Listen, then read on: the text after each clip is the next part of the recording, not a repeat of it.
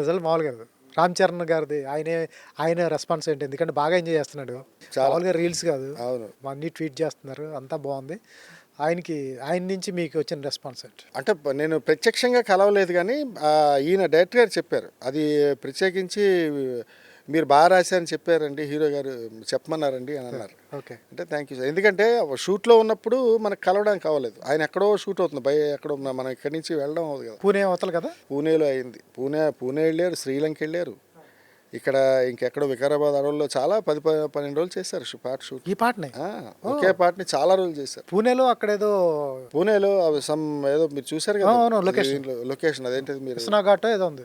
ఘాట్ ఘాట్ మీద ఇప్పుడు అది పెద్ద వైరల్ అయిపోయింది. అది viral. మీరు పెట్టిన ఇక్కడ చేశారు పాట అని చెప్తున్నా. ఇక్కడ చేశారు. అవును, చూశాను నేను కూడా. అక్కడ ఒకటి శ్రీలంక కూడా వెళ్ళారు మొన్న ఈ లాస్ట్ పాటే? టైం. ఈ పాట అంటే 2-3 డేస్ చేసినట్టున్నారు. మిగతా ఏవో కొన్ని ఉంటాయి కదా షూట్, మిగతా అదే టాకీ పాట చేశారు కానీ పాట కూడా 2 రోజులు చేశారని విన్నాను.